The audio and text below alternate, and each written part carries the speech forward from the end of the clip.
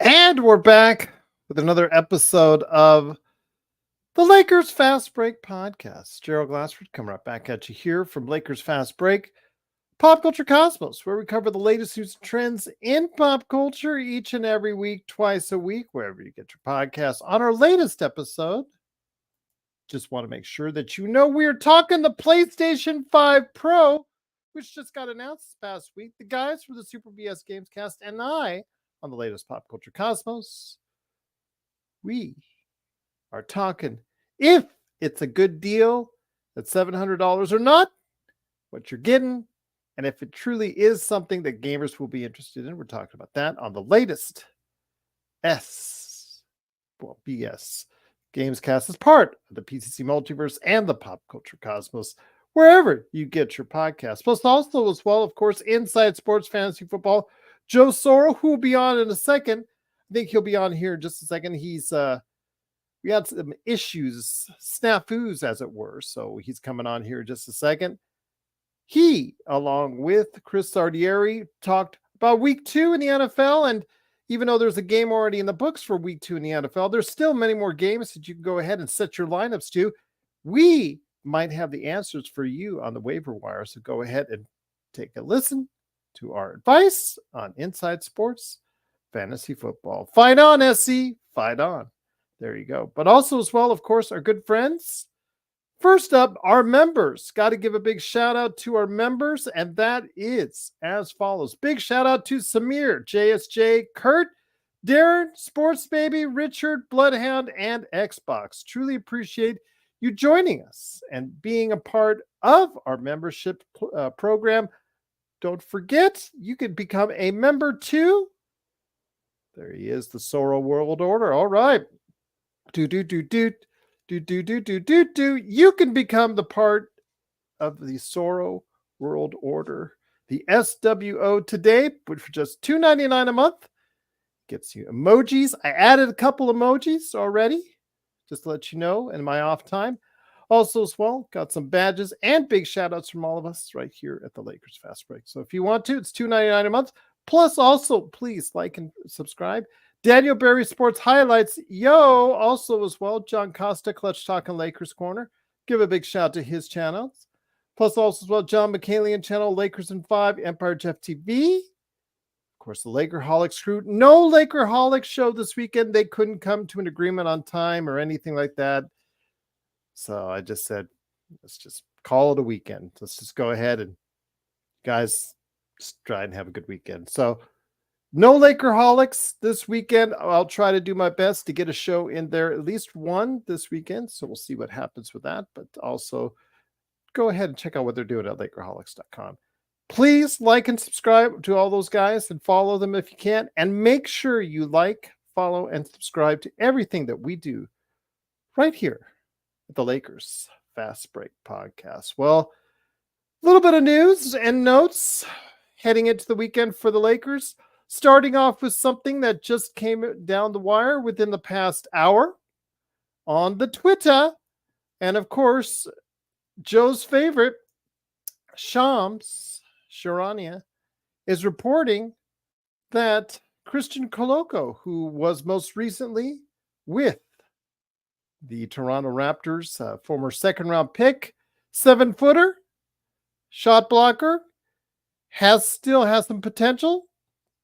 Kind of sounds like Jackson Hayes, doesn't it? He is possibly getting back into the league. Just got to pass some fitness, I guess, tests and things of that nature with the NBA. But if he does, the Lakers are the leading contender to sign him to a contract, or at least get him into training camp at the very least. The Raptors, the Clippers, and the Spurs are also interested in his services, according to Shams, but the Lakers are the front runners.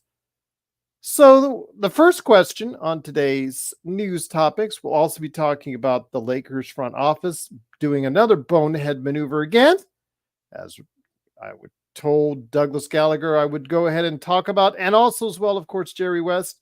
But first up, he is the man behind, of course, LakersBall.com's Ox 1947, and of course, the company he owns, Simblades with a Y.com. He is the mastermind behind the Soro World Order, the SWO. It is Joe Soro. And Joe, good to have you here.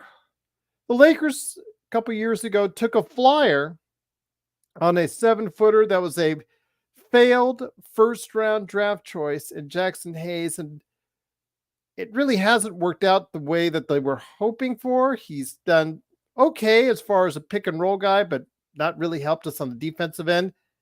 Christian Koloko was a guy that we studied in the draft as a possible decent defensive player and maybe a role guy as well. Your thoughts on the possibility of the Lakers getting Christian Koloko? It's a high probability because they don't have anyone that can play. Jackson Hayes is not someone that can play. As far as Christian's concerned, I don't know if he can play either, but it's better to have two guys that can't play than one, just to see. The question actually I have first is, who are they going to cut to bring him in?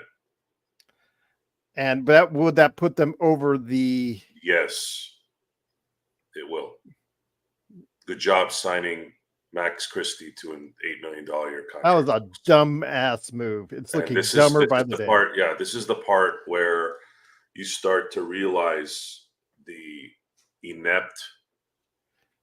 Because even if he blows up, Joe, you were bidding against yourselves, and you could have signed him to, let's say, something substantially less to save you some money. If there was something building with Max Christie, I would have been okay with it. But Max Christie hasn't built squad. And not only did his contract overpay him, you've also put yourself in a contractual position where you can't even get a basic roster spot set up. So I'm curious to see who they'll drop.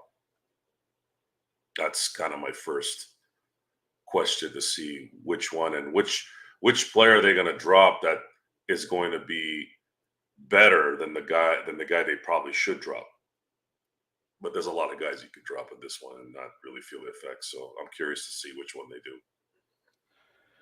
Again, he's 22 years old, 7-footer, kind of a washout, or just wasn't too much. It's a second-round draft choice, Joe, and we've gone back and forth on second-round draft choices over the years. He was a little bit higher second-round draft choice, so he did have some hopes by the organization that he could become at least a decent rotation player, and it hasn't quite worked out that way.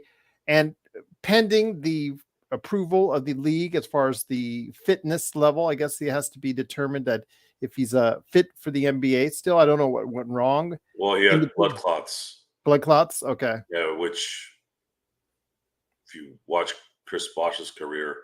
Oh, yeah, absolutely. Don't risk your life for basketball, folks. Agreed, 100%. If he gets cleared, though, it could be something, again, where the Lakers have themselves a 7-footer. Again, I'm not going to try and squeeze so much out of it, because a lot of people are going to try and make a bigger deal. Oh, this is the answer to all the Lakers' problems, a 7-footer to put alongside AD. There's a reason why he was outside the blood clots. There was a reason why he never really panned out in Toronto. Yeah, he didn't pan out Toronto, which was a bad team because he wasn't good enough, and health-wise didn't help him either. The Lakers are in a position now where they really can't make any choice, really. They're just getting deeper and deeper into their own doo-doo, and it will continue until some kind of a miracle happens with trades. Now, the hilarious part about some of the stuff that I've read today is, I think it came from ESPN. I don't know who wrote it exactly. But the words that were used were, let me see if I can find it. Lakers have several assets in its coffers. This is actually written in an ESPN article. LA has several assets in its coffers that it can aggregate in a potential trade for a star. It's 2029 and 2031 first round picks, young talent on affordable contracts, such as Connect, Shafino, and Max Christie. For those of you who just joined us on Earth, Connect is a rookie who hasn't played a stitch of NBA basketball. Hutch Shafino, who was a massive bomb, and Max Christie, who was barely an NBA player. Players on a mid-range contract, which is D'Lo, Rui, Vincent, and Vanderbilt. So they're talking about this trade in Washington. That seems to be everybody's tickle right now, that the Lakers are going to trade their draft assets and their assets in the coffers for this center that's mid-30 center. Let's right. put things. He's a mid-30. You're going to send your future picks for this center that is in his early 30s and apparently he's 33. Mid 30s. Sorry, my bad. Yeah, so that's that. To me, if you're looking at credibility in that article, you are looking at someone who is either in the good graces of the Lakers, because the second you're out of the good graces, the pigs like Jeannie Buss and their people will ostracize you, right? Yes. Okay, cool. So you got a Jeannie Buss thing you want to say a little bit later too. Well, yeah, and I will get to that in a minute here. I did happen to, one of our esteemed chat, or I should say our other esteemed viewers mentioned something that had happened, and he had sent me the article about Jeannie and her mindset and where she is exactly, and what she actually has said in terms of LeBron James being the greatest. Probably it was probably, which goes to show you how irrelevant that is. He is or he isn't. There is no probably at this point, but we'll get to that in a minute. The Lakers are going to have to pull a rabbit out of a hat, and the reason why the Washington Wizards are the team that these pundits are talking about is because there's really only been two teams in the last few years that have been doing deals with the Lakers on a consistent basis. Number one is Washington. Number two is Cleveland. And that's why they're mentioning Washington, because they know that no one else will work with Pinka unless they want to scalp him for whatever garbage he has. And this is the likely team that's going to send Valanciunas apparently for some draft assets and some fillers, which completely takes you away from what the point of all this is you're not supposed to get help by giving away the few talented players you have. You needed to get these guys on board with this team. So when we said they need continuity next year, stop trading everybody, we didn't say don't make any improvements. Does that make sense? Yeah. We want continuity, but we also want addition to talent. Maybe a player that can do something that you're deficient in. And those things were not addressed. And now they're essentially in the Walmart clearance bin trying to find a player that will entertain or fulfill whatever it is that they think they can get from that player. So we'll see. Yeah, his own doctors have cleared him. So again, it's up to the NBA and their fitness level office to go ahead and make sure that he is fit and ready for NBA play. But could be a possibility. But then again, like we talked about, it's now cap hopscotch if you want to sign him to any kind of deal, because there are other teams looking at him, including the return possibly to the Raptors, the Spurs, the Clippers, and other teams are looking at him as well if he does pass that. But the Lakers appear to be the front runner. So it's just interesting, Joe, that if the Lakers do sign him to a guaranteed contract, and then they go ahead and have to do the salary cap hopscotch, which we just mentioned. It's just amazing how they finally get the impetus to go ahead and say, you know what, we should do something about, the salary cap and all that, about getting players and all that, when something like that becomes available, just ignoring the rest of the stuff that they could have done the past and previous 60 days or so. I want to ask serious questions, and I wish I could ask it to the team, but let's reenact that question and answer. What do you think Rob Pelinka would? How do you think he would answer it? Maybe I would do it behind closed doors so he wouldn't feel attacked publicly. I'd like, what were you thinking this offseason? Why didn't you improve in areas that you needed to be improved in?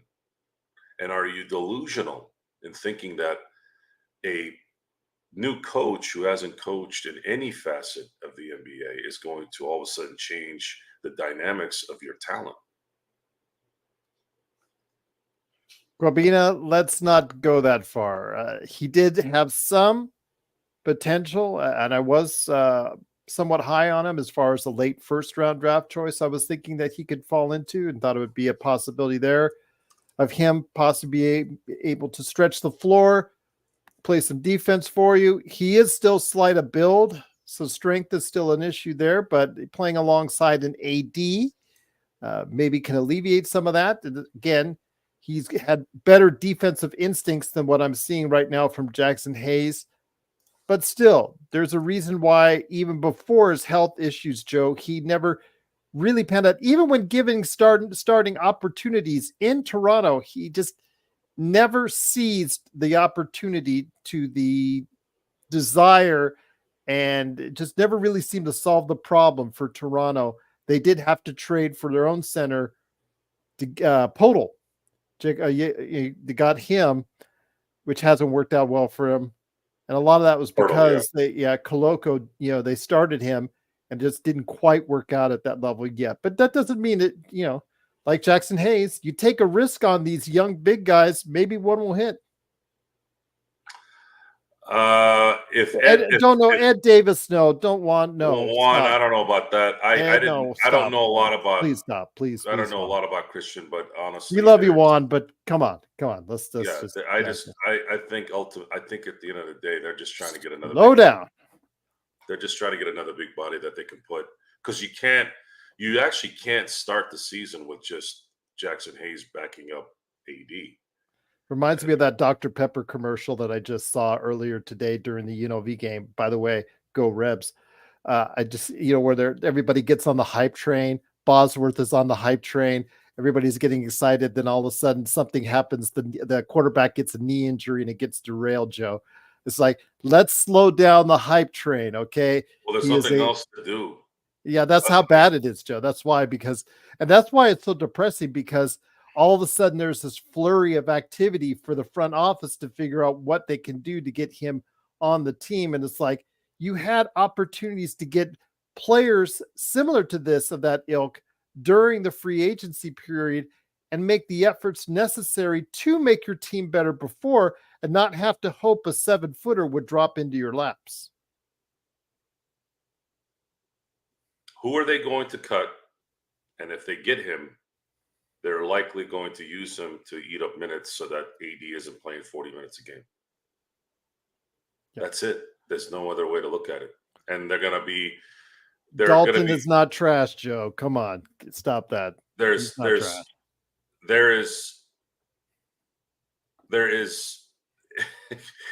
it's hopes and dreams, folks. The Lakers organization are in hopes and dreams mode. That's it. There is nothing else left. There is a hallmark moment that they're living up to now that'll be dead as soon as it happens. And then after that, it's let's hope that JJ Redick can somehow get into the brains of these players and make them better than they are.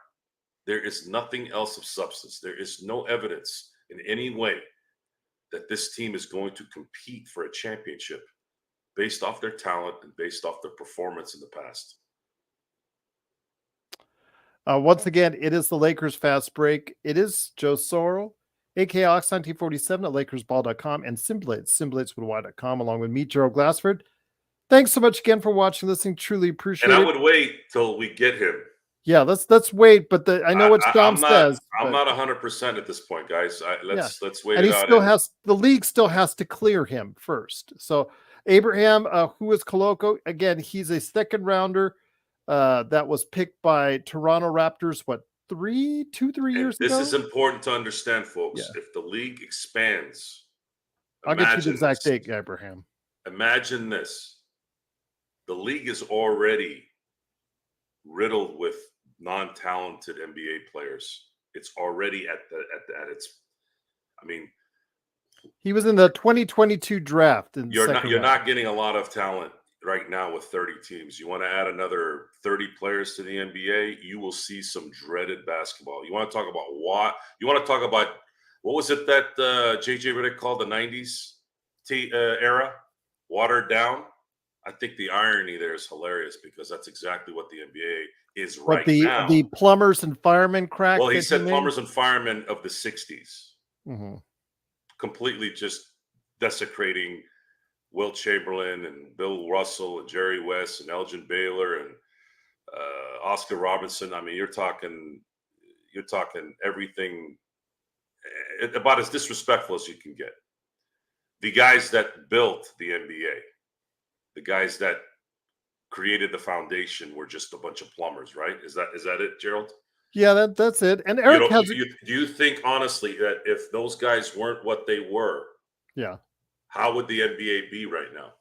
Why does it still exist? Well, diluting the talent pool. Yeah, as much as I would like to see an NBA team in Las Vegas, I do agree with you that it will dilute the talent pool much further, and I'm not sure that the league can support it, but we're probably going to have to find out at some point. I believe the league needs to move 2 teams to Vegas and Seattle. And my 2 picks is Charlotte and New Orleans.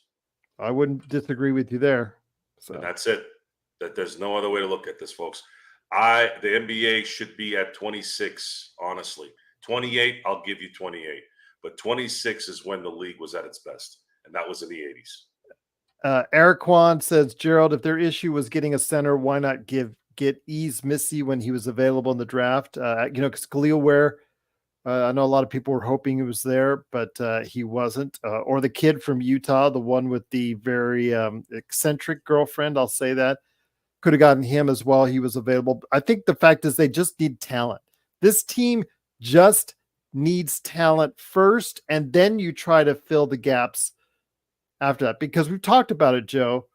1 through 5, again, is Rui and is Austin Reeves best suited for a starting role on a really good team?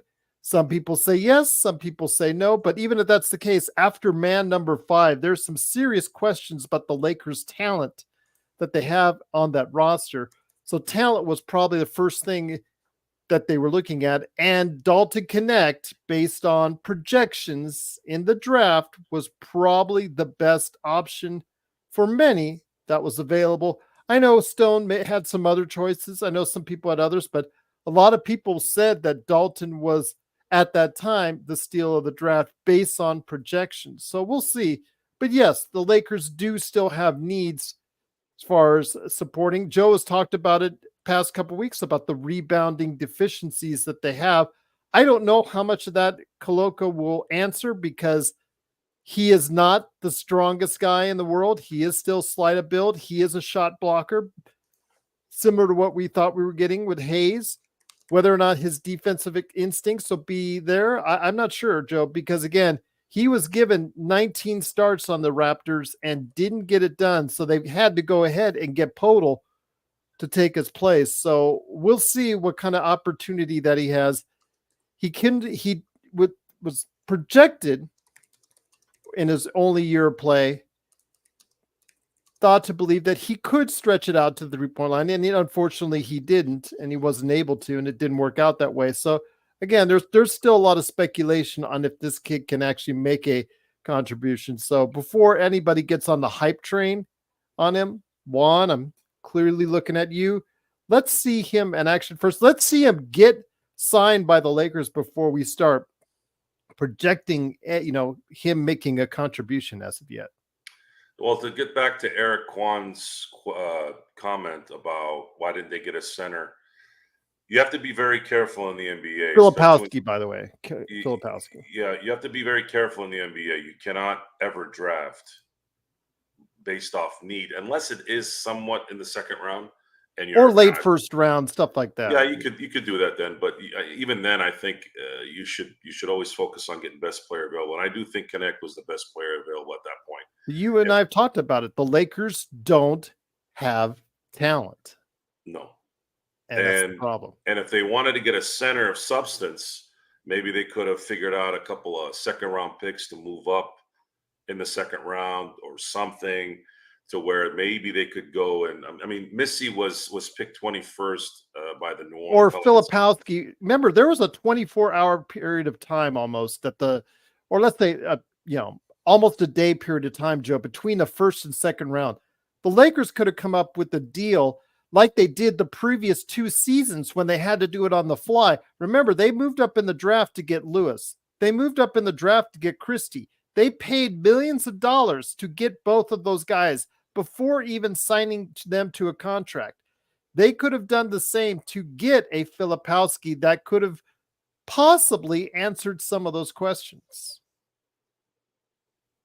7-footer, bigger body. They were too busy paying attention to father-son dance. Yeah, Joe, I understand. I just said they don't have depth. That's my point. Guys are repeating what I'm saying here after I'm saying it. Yes, they don't have depth. That's why they chose Connect. Maybe they're on delay, Gerald. I'm on delay? Maybe they're on delay. Oh, maybe they're on delay. There you go. Well, we'll see. But yeah, I mean, again, let's get this panned out. But Koloko, I don't know if he's the answer to any of the Lakers' problems. He could be and give you the same kind of effectiveness that Jackson Hayes does. And if that's the case, Joe, the Lakers still need to be looking elsewhere. There's only one way they can acquire talent, and that will be to mortgage the future and to also factor in talent that they actually need depth-wise. Therefore, the question will be, will it be a lateral move in the end? Will Washington do him a solid? No, not for Is it Jonas or Jonas? It's Jonas, right? It's Jonas. Jonas Valanciunas. Yes. Jonas Valanciunas was signed to trade, much like D'Angelo Russell has been signed to trade for the last 3 years. So they're going to send Valanciunas for the best offer. The Lakers are likely not going to have the best offer regardless of what they give. And because I don't know necessarily if Washington is going to want a pick in the next century, or I should say next decade, that will probably be protected to some degree. Because they're not going to give up 2 draft choices for him. Absolutely not. I wouldn't give up 1. I would trade maybe some players. I would trade them. They're not going to take back Rui, so we know that's off the table. Are they going to take? They're going to take, let's say, D'Angelo Russell's contract because it is expiring, and then they're going to want draft capital. Will they take? Okay, let's talk about it. Will they take D'Angelo at the deadline? Let's say they don't have anybody else giving them anything they need. Will they take D'Angelo Russell and a first-round pick that's protected, let's say, to top 8?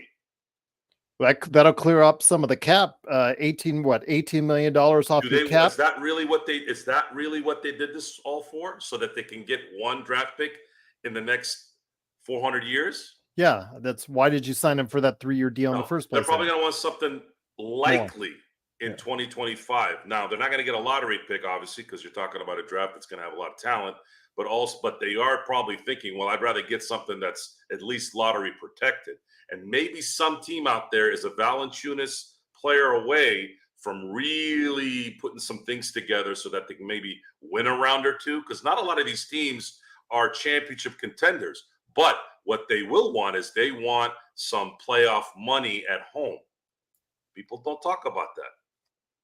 A lot of these teams that know they're not going to go far make a lot of money on those home games in the playoffs. And getting a Valanciunas or giving up a out of the lottery pick won't. It doesn't really matter to them. They want to make that extra $4 or $5 million on those concessions and those tickets. So this is a business. Doesn't matter if they're making 80 million a year, they still want to make 85 million a year because they got to go buy them super yachts. You know, one yacht isn't enough. They made a movie about that particular situation. It was called Wall Street, 1987. Michael Douglas won the Oscar that year. Greed, One of the best lines, for lack of a better term, is good. Yes. Remember, he said he said greed, for lack of a better term, is good. Then he said greed is good. Yeah, he said it out. Yeah. Greed is good, but greed comes in my book, two different versions. Much like ego comes in two different versions. Ego and greed, if you want to do it right, cannot hinder others. Because then you're taking something from someone. Likely that's not earned. I mean, it's earned in terms of legalities, but I'm talking you kind of become that guy that's just a taker and not a creator, right? The good ego is having the belief that you are going to be able to do what you're going after. Having a big enough ego, well, I'm not going to be defeated. I am going to go after. I'm going after.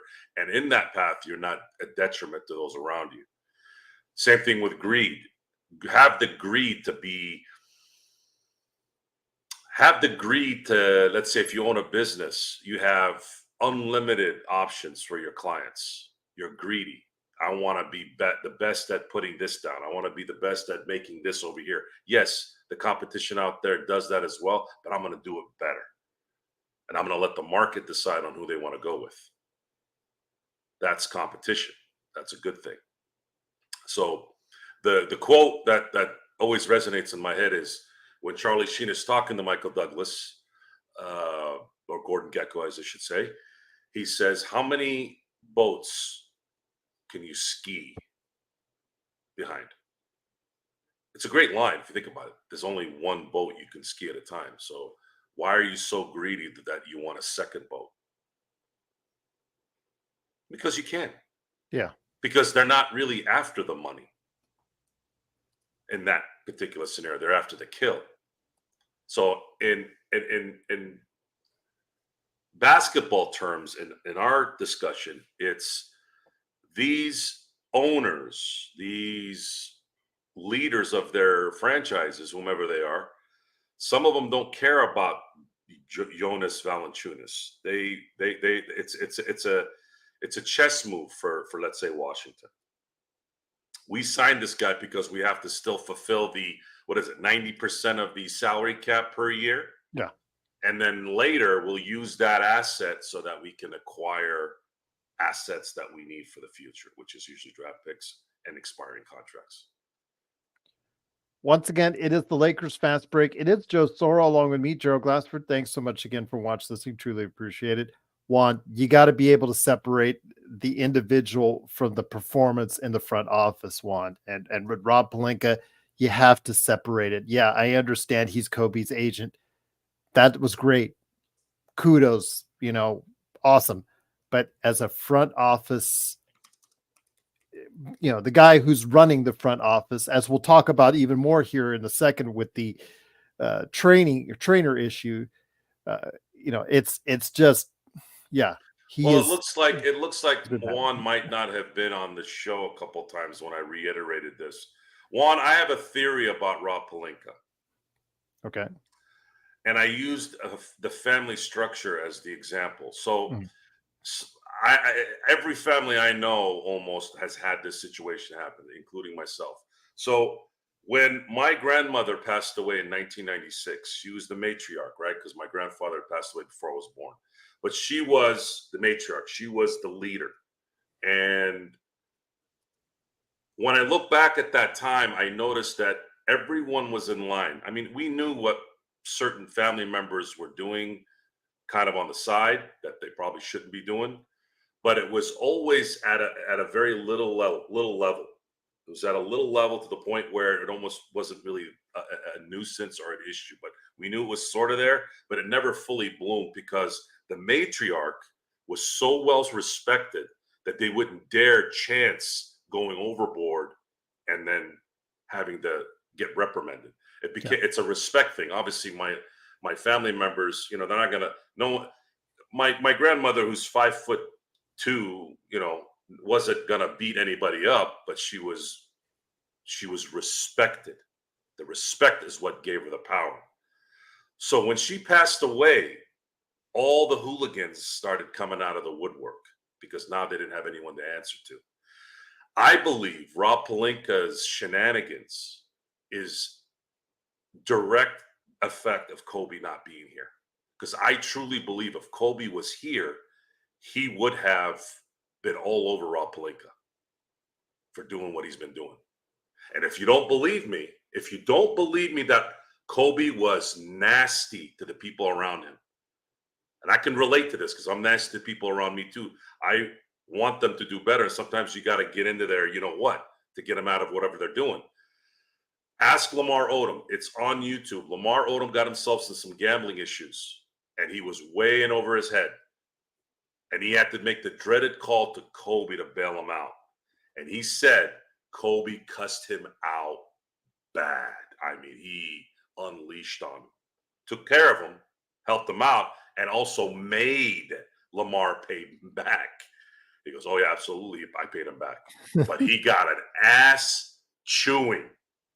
I believe that Rob Pelinka would have gotten that ass chewing had Kobe been alive. But right now he has nothing no one to answer to. And he can kind of do whatever he wants here. Jeannie's supporting him because there's a Kobe tied to it. LeBron is able to control him like a puppet. And Jeannie is she doesn't want any stress. She wants to play with puppies and not have to deal with anything and just tell everybody the company line. Miss PPP, yeah, just here. Go ahead, do whatever you want in my franchise. I don't care anymore. Just wanted to let, I know Jeremy was asking about it. They're so close to the cap. They're about $50,000 away from that second tax apron. They have one or two choices. They have to either trade, if they really want Christian Koloko on their team, and again, they have all the roster spots filled up, two-way and regular. They're going to have to go ahead and create some space, either waive a two-way player and sign him to a two-way, or trade a player away in order to avoid the second tax apron and hire him there, or go over the second tax apron.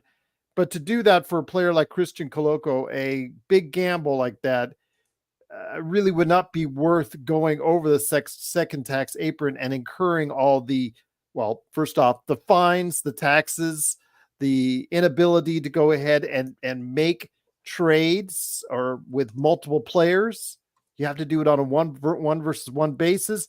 And also, if you stay in the second tax apron, it affects your draft status as far as where you draft going forward as well. So I'm assuming if the Lakers really do want Christian Koloko and they do get Christian Koloko on that team, they're going to have to do some type of cap gymnastics or two-way deal as far as sending someone packing on the that's on a two-way deal now and go from there. But yeah, those are options.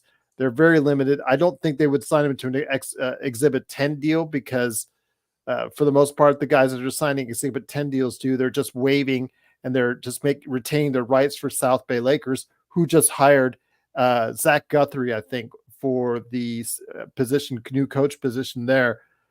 Yeah, it just right now, we'll see how it plays out. I understand Shams has got it on good authority that the Lakers are the front runner in this, should the NBA clear Christian Koloko. But again, we'll have to wait and see.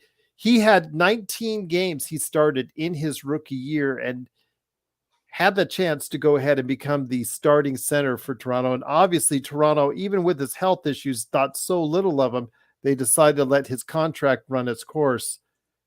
Yeah, it just doesn't bode well, Joe. Again, he does have some promise, but like Jackson Hayes, it may never be realized.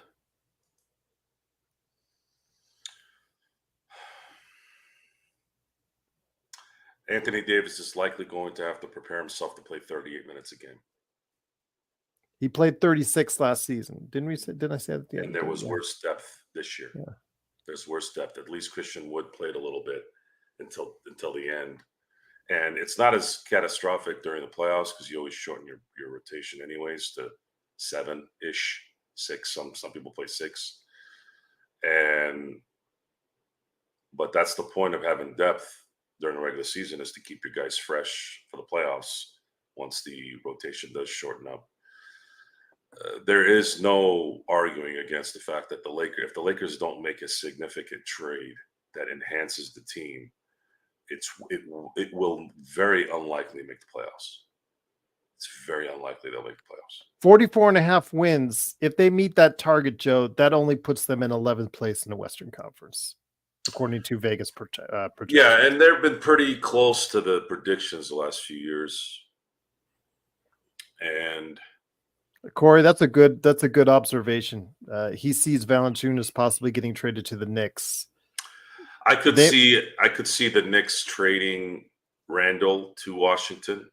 They have some picks that they can throw their way, and I think that would be a good pickup considering Hartenstein got left for Oklahoma City.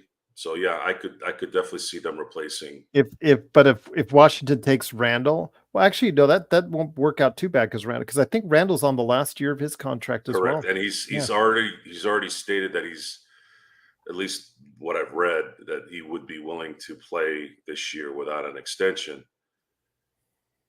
I think they're going to feel him out. If he plays like all-star Julius Randle, maybe they might reconsider. But if not, I think that's a very good spot to send Valanciunas and to get some good assets. And I think Valanciunas in New York with that lineup would definitely help them out. Got some optimists now along with you, Juan. Tim Scott says JJ Redick will win Coach of the Year guaranteed. I think a lot of people would. Somebody screenshot that. Jay, screenshot it. Yeah, screenshot that, JSJ. One IV says this team is winning 48 wins.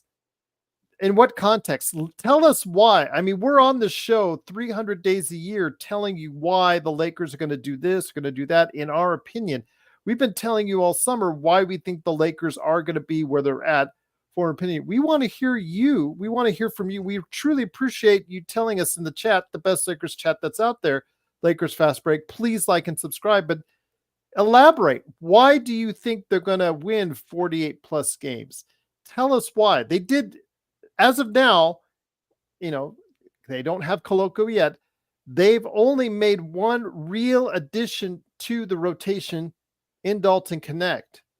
If that's the case, the other teams in the Western Conference have made either really good or really drastic changes to their roster to improve roster. All the teams around them in the Western Conference. So I want to know why.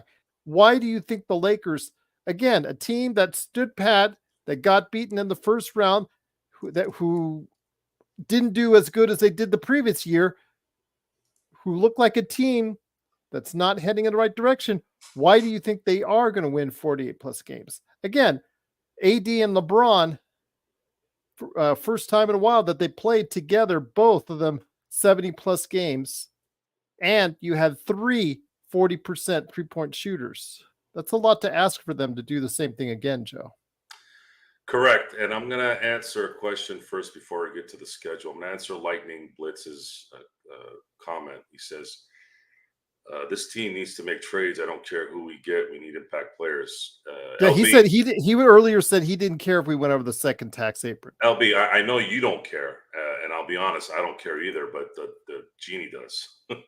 And the money aspect is not, to me, it shouldn't be the issue. The fact that you limit what you can do with your organization going forward. When you make that commitment to go over that tax apron, you better be sure you have a damn good team when you do, Joe. That's all I ask. If you go over into that apron, you better make sure you have like a Boston type roster, or you're really going to be in a lot of trouble, Joe, because you cannot. The future of your organization until you get out of that apron is severely hindered. And that's always been the issue in the West, is the West hasn't been soft in a long time. Even in the 80s, some had stated that the West was much less aggressive than the East, and to some degree that's true. You had Detroit, you had Boston, you had Philly, the mainstays there, but you also had Milwaukee, who was really good. And I mean, you're talking, if you've got three solid teams that are winning championships in that decade in the same conference, then you're looking at a pretty strong conference. If you got a fourth one, which Milwaukee was kind of the fourth one, then you can say that. And then in the late '90s, the Bulls became a very strong team with Michael Jordan and kind of coming into his own. So the East was very formidable in the '80s and obviously in the '90s too.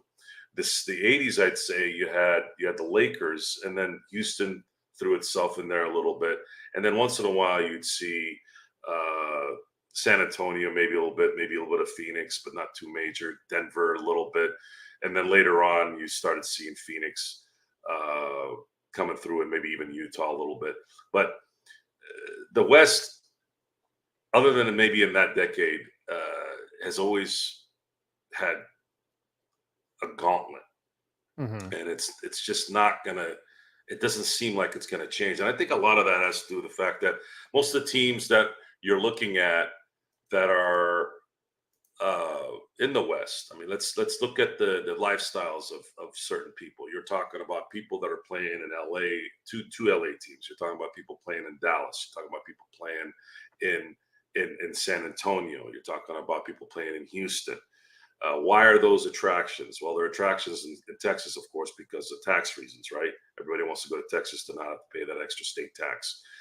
You can say the same thing about Portland. There's no state tax in Oregon. And then if you go to Denver, you got Colorado, which is a very nice state for many people.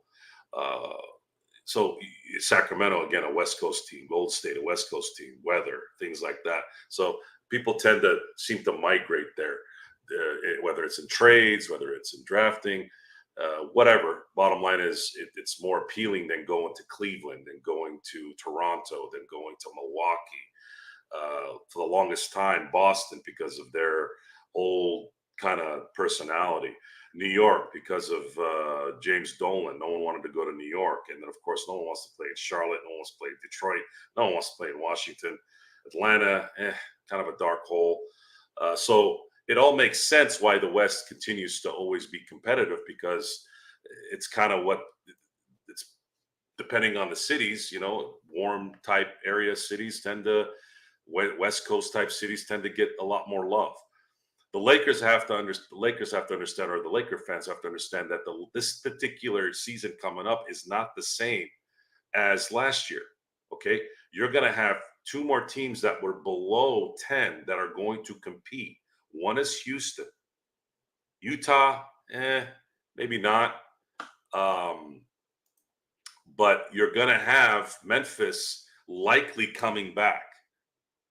They may not be a playoff team, like top 8, let's say John Morant kind of becomes kind of ordinary at the moment, maybe, because I don't think he's going to have another injury that's going to take him off the year. So I'm going to say that I've pretty good feeling that John Morant's going to play at least 60 games. If that happens, Memphis is going to be in that 7-10 area for sure. It's just too much talent there for it not to happen. So you got Houston and you got Memphis that are going to be coming up. The only team that's really going to drastically go down is probably the Clippers. So now what? How are you going to compete with these teams that have also had additions in terms of competitiveness while you stayed stagnant and your top players got a year older? That's the question you should be asking yourself, not just throwing something at the wall and saying, oh, JJ Redick's going to be the best coach in the NBA. Well, how? How is he going to be the best coach in the NBA? What is that based off of? Is LeBron going to channel 2020 LeBron? Is AD going to channel 2020 AD? Okay, if that's what you're telling me, how do you make sense of that? What are they doing that they're going to do that? Is LeBron going to take some kind of special supplement that's going to not have to, that where he doesn't have to worry about not playing defense? can AD play 42 minutes a game? See, if AD could play 42 minutes a game and play the entire year and make a playoff run, sure, you don't need any depth. Hell, we saw that for how many years with Shaq? I mean, we had John Sally in 2000. I remember when Shaq fouled out in Game 4 of the 2000 Finals. I almost had a heart attack because I'm like, John Sally. When the hell was the last time we saw John Sally on the court? It's like in spurts. Couldn't move. He was a statue. Yeah, those days of the bad boys were far behind him at that point. Absolutely. He was there for moral support, to get a free lunch, literally, and to have. Boy, has he talked smack since then, my friend. Well, and John Sally, somebody needs to check him, by the way, because there's discussions that he has brought up that are wrong. And we had a little bit of a segment on that on the show a few weeks back, where he was talking about how there's some kind of vendetta against Phil that's been going on lately.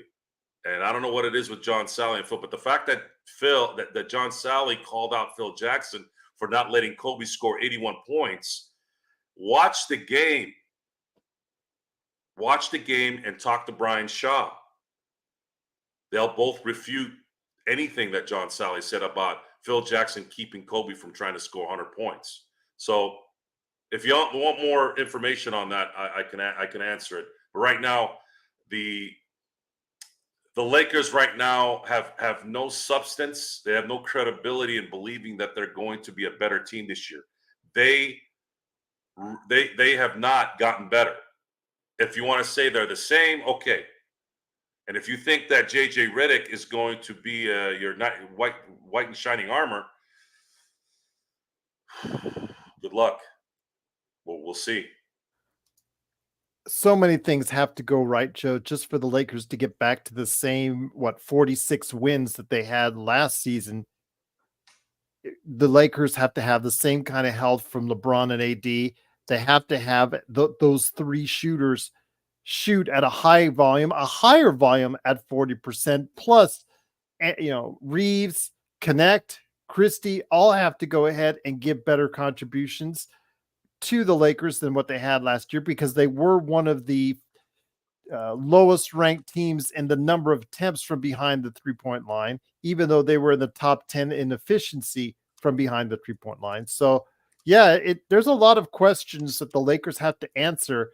And with virtually the same lineup that they're throwing out year in, year out, in this case, Joe, with all the other teams around them making moves, that's a hard thing to ask, Joe. The Lakers, we're going to have a show where we go over the schedule, but I'll start a little bit of a tease here for everyone. I had a chance to kind of sit down and look at the schedule. Last year, the Lakers had a tough schedule at the beginning, but I try to rationalize it in that, hey, this is the freshest your team is. Let's get these wins. And then down the road, when the schedule gets a little easier, then, the wear isn't, going to kill you as much.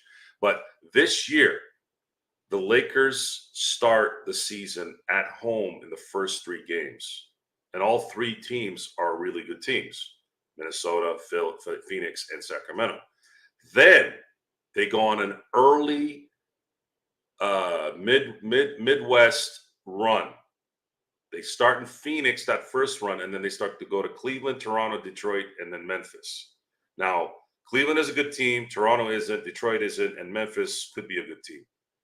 So you have 8 games where you're playing good teams, but they're pretty good and winnable in terms of the majority. If you get out of that run 5-3, you're already on the right path. If you start 3-5, you are asking for a very, very bad. You're asking again for the Lakers to kill themselves after the All-Star break, so that they can make a run. And then when you do that, they're already burnt out by the time they get to the play-in. And then they'll get in somehow through the play-in, and then they'll get smoked by whomever they play in the first round. Well, we will find out if Christian Koloko does become part of the Los Angeles Lakers here. And as soon as that happens, we'll give you a shout out and let you know. We'll do another show about that. Maybe it could be Juan, released this are you weekend. trolling us? No, I think Juan Trolling us, is. right? No, I think Reddish is Juan a is. good dude. He works hard like PJ Tucker. What is this Reddish like his brother or is like which Reddish are you talking about? When it comes, as soon as he's one of those guys that as soon as you put on the purple and gold, they can do no wrong. They No, walk on Juan, water. no. Juan, you got to prove to me you're not trolling us right now. That's if you want to say he's going to have a good year, that's one thing. If you want to say that the Lakers are going to have a good year, that's another thing. But to say that Reddish works hard, folks, come on. Now you're starting to slap us around virtually. That's not good. Jimmy Butler hasn't been traded to the Nets or anywhere else yet. I know that he has a very rocky relationship right now with Pat Riley, so we will see how that works out from there. But I don't know. If I was Brooklyn, why would you want to get right now unless Miami's giving you a whole bunch of draft picks on top of it? Because Brooklyn is going to tank. They want to tank next season. They want to tank every game next season and get be at the head of the Cooper Flag sweepstakes. So there's no impetus. There's no incentive for them to get a Jimmy Butler. So we will see what happens. I mean, if they do, they do. But yeah, they want to tank next season. And for Jimmy Butler looks like he wants to get an opportunity to showcase his skills before he becomes a free agent next year as well. So just wanted to go ahead and mention that. But before we head on out, my friends, still got a lot of things to cover. I actually put a little list in our private chat so we wouldn't skip it. Jerry West, man, first up, the league is going to honor him. Did you see how many people are going to be saying some words, officials, representatives that are going to be speaking on his behalf when he's inducted to the Hall of Fame? Joe, did you see the list? Absolutely a outstanding list of players that are going to be speaking on behalf of Jerry West. The league reported on Twitter earlier this week. I mean, all the big names are there. Just absolutely good to see that the league is respecting him. And then the Lakers announced that during the season they're going to have a patch 44 on their jerseys this upcoming season. You and I were, as when we heard that announcement, we were kind of thinking about, funny how the Lakers want to go ahead and give him the respect he so duly deserves, but doing that after he has passed away. You're on mute. Did you put me on mute? No, I didn't. Oh, okay. I hate to be this cynical, jaded. Exactly, lightning. Just the way I said it, just after he has passed away. Yeah. Okay, let's get off that for a second here. Let's talk about the now.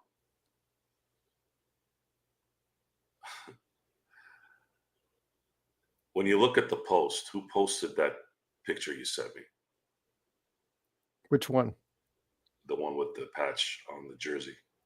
I think that was just off of Twitter from the Lakers. It came from the Laker Twitter. Yeah. What's more visible on that picture than his patch? The advertisement. Wasn't it Wish? It's another. Or is it Prime?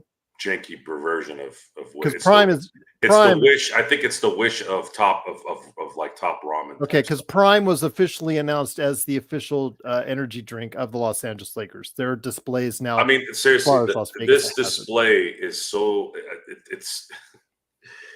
Oh man, and someone can say that we're nitpicking here, but seriously, you're telling me that these a-holes in the marketing department, when they posted this, didn't do this on purpose? Let's honor Jerry West with the smallest patch I've ever seen on a jersey, so that they can have this huge logo of their advertiser. I'm going to go ahead and show it here in a sec. And by the way, if any Laker people are watching, I don't care if this stuff tastes like chocolate candy out of the box. I will never buy this trash because of you. There it is. Put it right there. Bibigo. That's right, Bibigo. The one that with the I didn't want you dancing to say the guy name. during the You during just the thanks timeout. for good job advertising it, Gerald. But thank you for doing that. Yeah. But yeah, I just want to say that Bibigo, that's the one, that's the snack, and that's the They love Jerry West so much, they put a small little patch on there so that their advertiser can get the biggest dong in that picture. got to make sure That's the how much. Bibigo That's is how much bigger. they care about Jerry West. That's how much they cared about Jerry West. Seriously, and the Lakers. This is what you deserve right here. Yeah, Bibigo makes frozen dumplings. You're right, Bloodhound, because I always see the guy. Greedy, conniving pieces of shit. I was waiting to talk about this today. You're not going to do the Bibigo dance that the guy does with the Bibigo package during the timeouts? I didn't think so.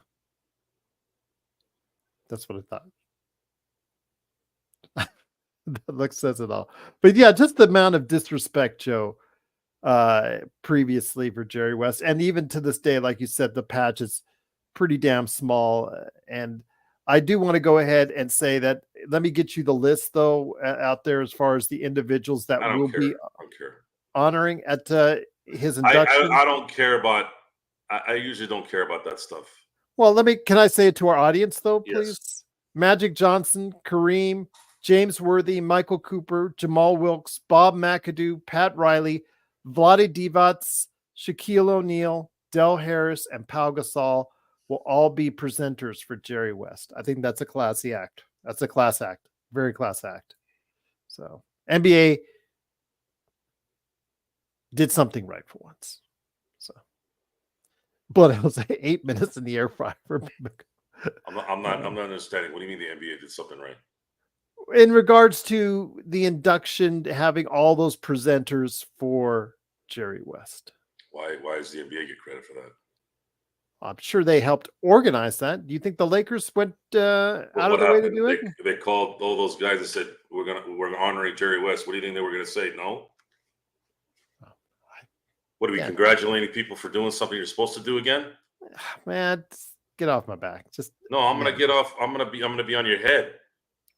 I want to be on everyone's head. That's disgusting, man. I said your head, not your dick. That's still bad. Don't get anywhere near me. I don't like anything in that front office. I can't stand those people right now. Seriously, no one said anything about that hideous picture. Let's honor Jerry West, the guy that no Jerry West, there ain't no damn 10 championships. How about that? Maybe 2. Maybe. And you honor him by putting him next to some high sodium trash food. Right? That's what you honored Mr. Jerry West with. That apparently you could get at the local Costco.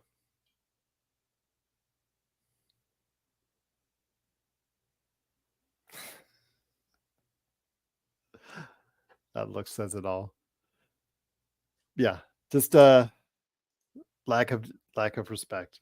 Again, we're nitpicking, right? Is that what it is? Well, it starts at that picture. I'm not a conspiracy theorist. I'm not one of those guys that's sitting around saying we didn't land on the moon. We were part of every domestic situation. Like, I don't do, that's all garbage to me. Okay, I don't believe any of that. But thank you. I am a businessman. I know what that is. That is a hideous, pathetic display of just trash. My disdain for the LA organization is growing, and it never stops. It's growing to the point where I just want to spit outside their arena. The crypto.com arena. I thought crypto died. I thought it did your ride to apparently a dead currency, just like your dead organization. Of course it is, Abraham. I know. I'm not stupid. It's just still kind of disappointing to see What has happened? Are they giving me any reason to respect these people? Seriously. No, they're not. No. I'm not overreacting either, folks. If you think I'm overreacting, you don't know me. And most people don't. Most people think when I'm hot like this, that my heart rate is at 400 over 300, right? I had to tell one of my friends down the street because he started saying, I can tell your heart's doing. I'm like, you don't know shit about me. I said it just like him, just like that to him. But you I said, did. you keep telling me something and I'm reacting to it. Oh, I don't want to get your heart on me. You don't know shit about me. Okay? My heart rate is 130 over 79. Hot, cold, middle, doesn't matter what it is. But if I hear something stupid, I'm going to say something. And if you think that's pumping my vessels, then you don't obviously know me too well. If you want to get to know me, then just shut the hell up and listen instead of reacting like a freaking child or a woman.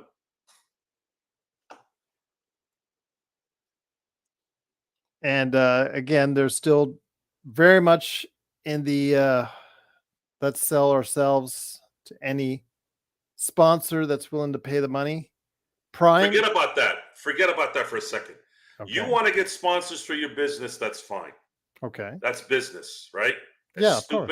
As stupid as this trash is on the side, at least put something cool like a Kobe logo for Nike. At least something cool, right?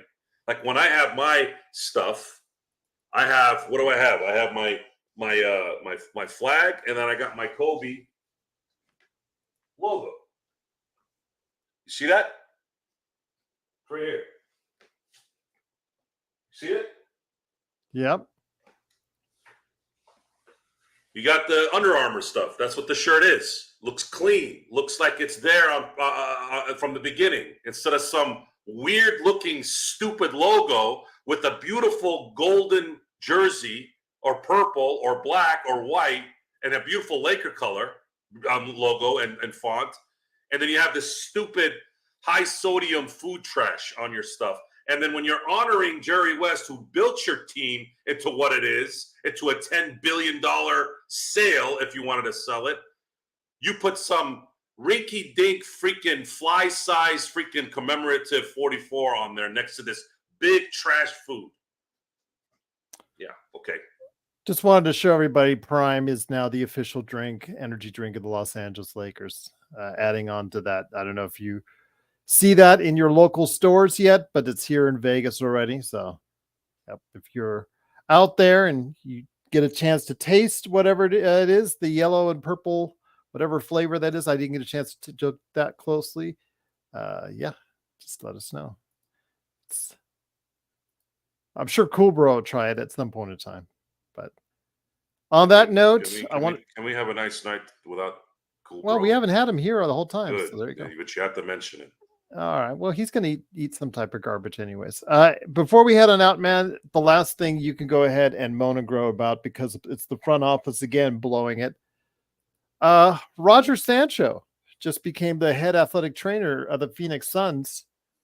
Only problem, Joe, is that for the past couple seasons, he was the head trainer for the Los Angeles Lakers, meaning the Lakers don't have a head trainer.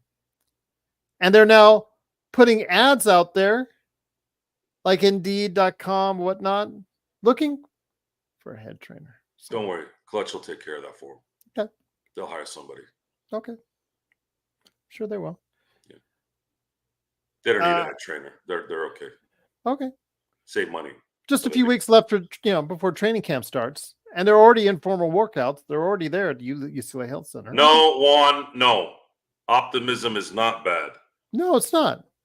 But when you say things like Reddish works hard, now you're lying. Don't lie. You want to say that the Lakers are going to win 50 games this year? Good for you. I hope they do. But don't tell me that Reddish works hard. He does not work hard. No one on this team works hard except for maybe AD and LeBron. Austin Reeves to a degree. Rui's been working hard. D'Angelo, I'm sure, is working hard too. But guys like Reddish, no. Guys like Christian Wood, no. Guys like Jalen Hood-Schifino, I don't know. Guys like Max Christie, maybe. But working hard means shit, folks. This is a performance business. I don't give a shit how hard you work. Can you perform?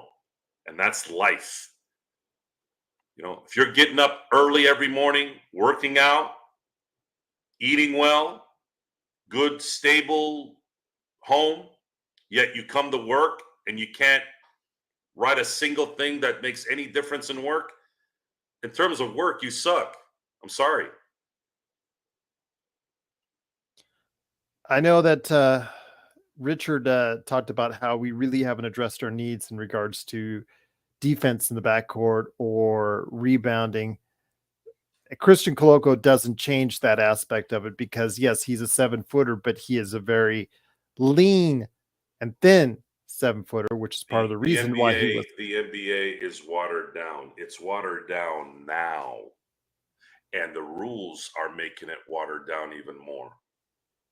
Because Adam Silver and the schmucks in the NBA PA have decided that money trumps quality, just like any other chump. 90% of the chumps out there in the world. And then they'll sit there once things crumble and wonder why it happened. Kurt, you were here, and some of the other guys in this chat were here like just before Reddish came on the team. It's like late 2023, I think, when he was still at the Knicks, and they were showing the highlights on Twitter, and people were saying in the comments, "Man, I can't wait until he becomes a Laker." Seeing on Twitter, "Man, I can't wait until he becomes a Laker." Well, he became a Laker again. Terrible shooting from the outside one. He did lead, or at one time he did lead the league in steals in the month of November, but then it went off the rails from there. And the fact that the guy is just with all that athleticism, Joe, you saw how awful and how ugly it looks when he's driving to the basket with zero confidence. Offensively, he has been a minus for us there as well. If you can't perform in the big games, you're useless. This team is supposed to be winning championships, not playing well in February. Yep.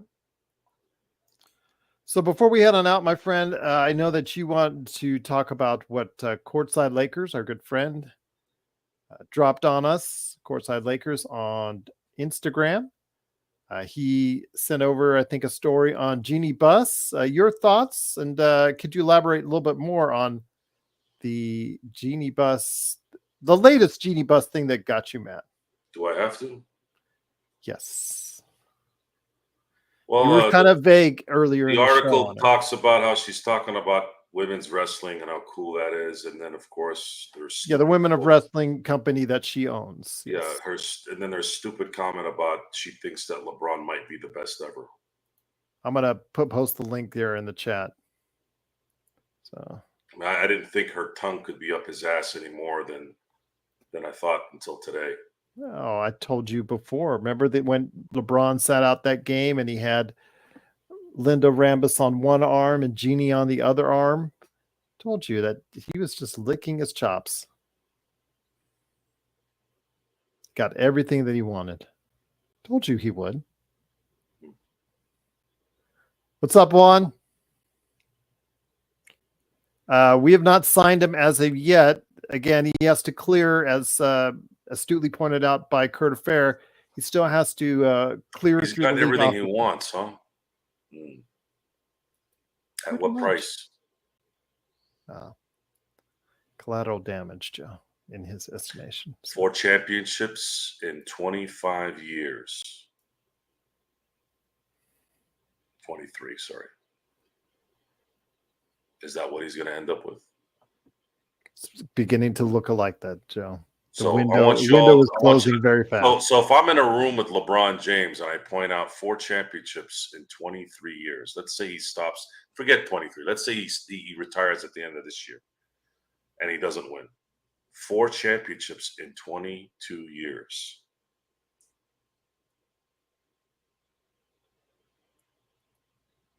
Oh, well, 4 championships. Will Chamberlain had 2. Right? Yep. Okay. Well, have a good one, Juan. Have a great weekend. Well, But Will Chamberlain played 14 seasons. You're going to play 10 more seasons. And the reason why you didn't win more championships is because you're a meddler. You meddled. You meddled and you really cared about your own stuff. No matter what you think of Michael Jordan, Kobe Bryant, these type of players, ultimately, they were trying to win championships. And if it meant being whatever they needed to be to get there, to get the people around them to be on board, they did it. And they did over and over again. Now, I'm not blaming LeBron for leaving Cleveland the first time. I've said this on record. No one wanted to go to Cleveland, so I understood that. But since then, it's always been this, you got to fire Eric Spoelstra. By the way, he'd be playing for his 12th coach, maybe 13th coach, if Pat Riley was a chicken shit like Jeannie Buss, right? Yep. So LeBron has to answer to why he's played for 11 coaches in 22 seasons. I'm just going to say this because Lightning said, how did he get everything? Well, he got his son on the team instead of a player, because LeBron's not stupid. LeBron is a very smart and astute individual, especially when it comes to the game of basketball. So you cannot tell me he wouldn't know to get us, use that spot instead of getting his son on there to put a player that could contribute more now. Or he could sign for a smaller contract, a contract that, is less money. He could have, like Jalen Brunson, sacrificed dollars in order to better the team. Did he do that? The only thing he sacrificed was a couple $1 million so the Lakers could get under the second tax apron. It's still well over $50 million to put along with the Max Christie deal. And of course, the two rookies puts them right at the second tax apron. So yes, he did get everything he wanted, because it doesn't look like he wanted. Well, Joe, let me just say, probably didn't want the Lakers to go ahead and make the steps necessary or take the steps necessary to build a championship contender. Because if he did, he would have changed a couple things right there in order to do so. So he did get what he wanted to this offseason. I don't know, whatever. Plus he got to hang out with his friends and get a gold medal too. Cool. But the Lakers are in purgatory. And whose fault is that? Not all of it his, but there's a lot of blame to be spread around, and some of it is right there with him. But Rob Pelinka, Jeannie Buss. But we're haters, right? We're haters, I guess, according to what we've been told many times before. And when I hear the word LeBron and smart, that's always just a head scratcher to me. Well, I say on the court. Can you say he has basketball awareness? Does he? Okay. I don't want to argue with you on that. Let's talk about that. Ill-advised 3-pointers, not running back on defense. I won't hold the turnover record that's going to be his by the end of this year against him. He's played for 400 years. And there's so much usage. And there's a lot of usage, so I'm not going to blame him on that. But I've seen a little bit of a fallacy when it comes to on-court basketball IQ sometimes from LeBron James. You've always given him credit when he does the right play and makes the right play. Like, for instance, during the late in the games when you want him to drive the basket, and then sometimes when he does, you do give him credit for doing so. Yes. It's something that I believe had he done all his career, he probably would have ended up winning more championships. But because the excuse that he'd pull out of his ass and all his supporters would pull out of their asses, he's making the right play. Yet I'm trying to explain to those with half a brain, the right play is making the effing shot. Oh, it would have been best Lightning for Bronny to stay in the league, but if he had a guaranteed $8 billion coming his way now. And it just seems like, I think the writing is on the wall as far as Bronning. I don't think that even if he stayed in college, if he would have ever been able to develop as a quality player in the league. He just has so many things working against him, like his accuracy on his 3-point shot and the fact he's a 6'2" shooting guard that can't shoot. I would have And given him more credit to try and better himself in a true. 40-year run Yeah. instead of having to kiss his dad's ass to fulfill his dad's fantasy. This is a LeBron James primary. This has nothing to do with LeBron trying to help his son. And I'll take you to the freaking bank on that one. LeBron cares about LeBron James, doesn't care about anybody else. Hmm. I've seen guys like LeBron minus the basketball mecca. Never said he didn't, Joe. So you're going to have to convince me that this isn't about LeBron. I want to know. It's always about LeBron. Yeah, I want you to convince me. You late LeBron fans out there, if you're listening, I want you to convince me how this is not all about LeBron. Ron Let says, me be honest. Let me be straight on this one. If my kid was playing college ball and he wasn't good, the first thing I tell him is this something you want to do? If he says yes, then I go, you got to stay your ass in college, get better, play all 4 years if you have to, and then you'll have a career in the NBA instead of coming, making me happy because we're playing Father to Son and I can go brag about it, and then be out of the league in 3 years. Right? Is that not logical? Is that something that makes sense to y'all? Isn't that what a good parent would do? Now, I'm not saying he's a bad parent, but this is not about his son. This is about LeBron James getting the notoriety for playing with his son.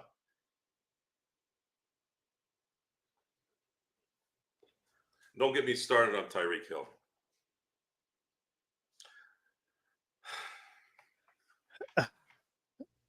before we head on out, Joe, your Dodgers, not good news hearing about Glasnow, who I guess had a rehab start and didn't go well, had a setback. And then we hear your favorite guy, manager Dave Roberts, saying that it's not out of the question that Ohtani could pitch in the playoffs, which I think would be a mistake personally. I think you need to have him not get there until next season. But again, I don't think it matters if he pitches in the playoffs or not. Okay. Because I think ultimately Ohtani is going to have to make a decision on not pitching anymore. Okay. I just don't think he can keep up both as he starts getting into his mid-30s. He might be able to do it for a couple more seasons, but that's what I said in the first place, long time ago when it was with the Angels. I said it when I said it on the show with Jamie Sweet, and I said that on the Angels. I said he needed to focus on one. I thought he was the better hitter than pitcher. Absolutely, and he's 2 stolen bases and 3 homers away from being the first 50. He's 48 and 47, right? He's already the first 47, 48 player of all time. As a matter of fact, I don't think anybody ever got 43 out of 43. And he's already smashed that record, and he didn't pitch this year. So that goes to tell you that if you give him, and he's been the leadoff guy for half the season. I think he might have done better actually had he been a 3 or 4. That's just my opinion. But and maybe they put him in at 1 because they knew he'd maybe get the pitches. I don't know. But then again, Mookie Betts didn't play for 6 weeks, and Freeman missed a lot of time as well. Yeah, that started.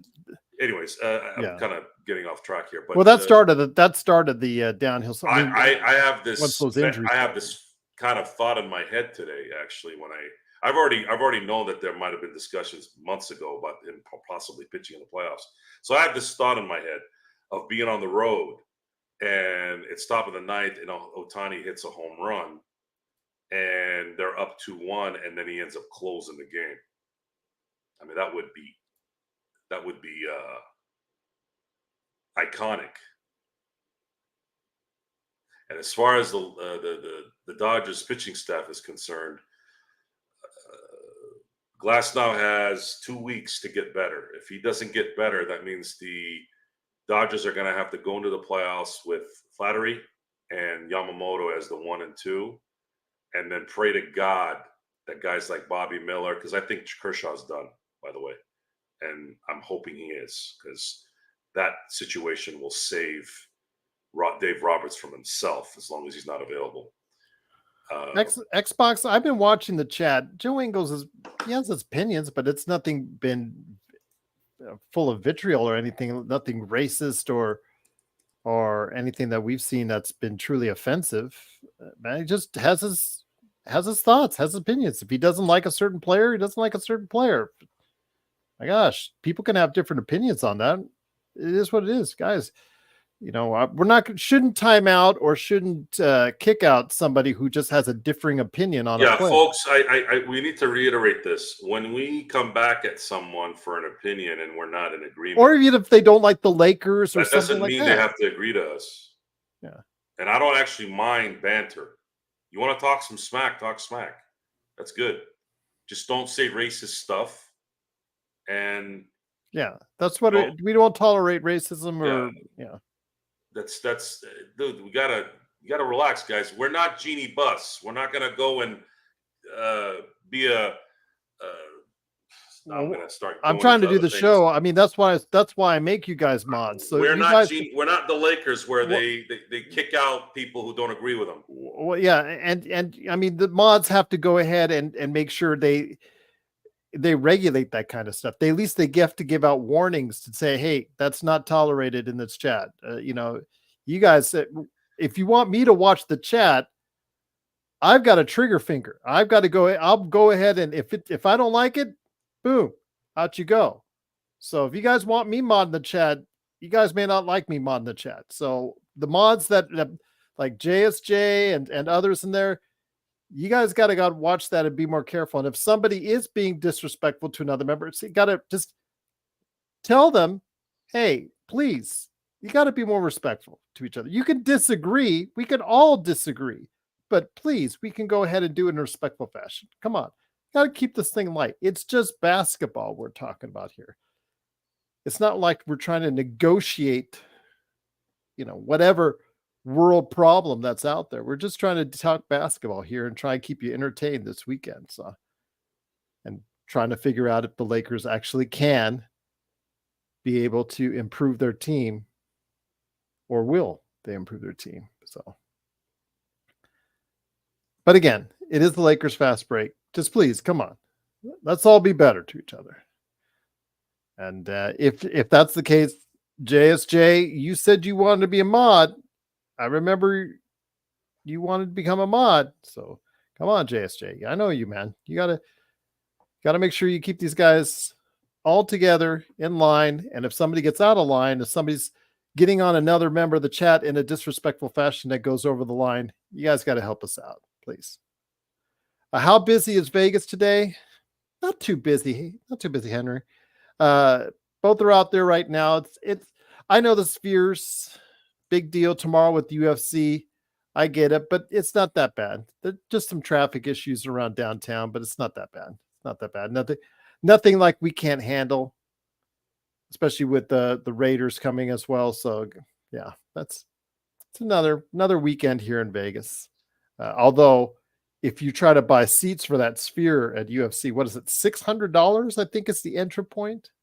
I think the lowest tickets for the UFC at the Sphere tomorrow is like $600, I think. These are going well over $1,000. Dang. It's a lot of money. A lot of money. Better like your UFC. Leave it at that. But it is Joe Soro, the leader of the Soro World Order.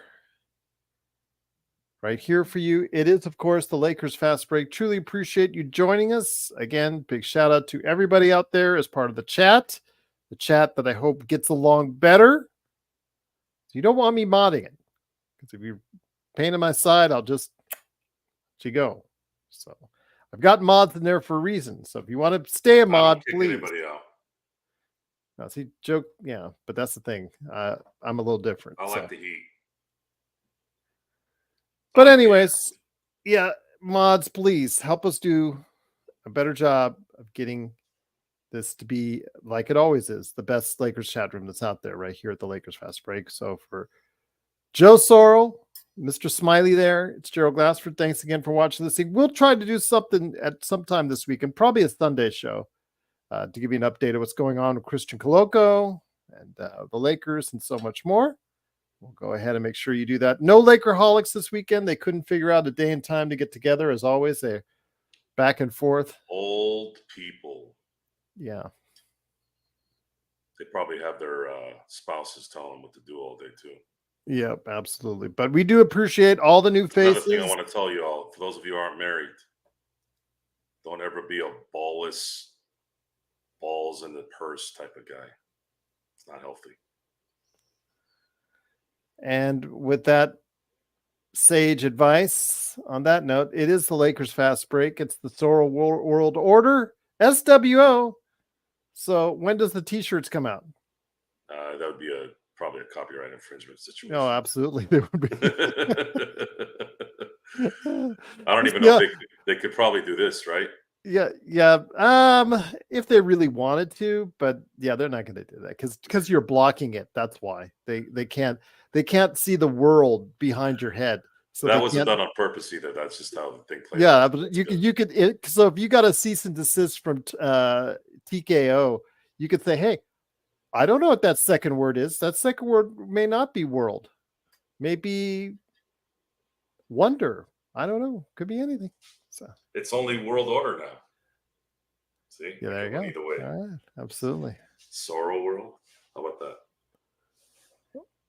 Yeah, I don't think they would cease and desist on that. I don't think they're wasting their time on that now. But now, if you tried to sell T-shirts on that might be a different story. But it is, of course, the Lakers Fast Break. It is Joe Sorrell along with me, Gerald Glassford. Thanks again for watching this. We truly appreciate it. We'll be back this weekend for you. Don't worry. We will have another show. We appreciate everyone, all the new watchers, all the new viewers, all the new longtime viewers that been off for the summer, now starting to get back into gear. Yay! Go ahead and become a member today for just $2.99 a month. Like and subscribe, all that good stuff, because YouTube's asking me to do it. And I'm hoping you'll do it. And I'm hoping you'll come back to and see us right here at the Lakers Fast Break Podcast.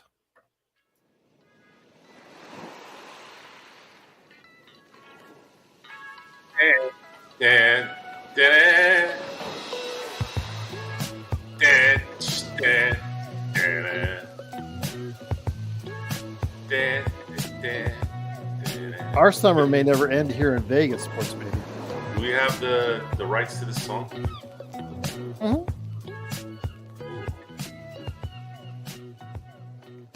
It's YouTube friendly. Thanks, everyone. Have a great evening and a good weekend.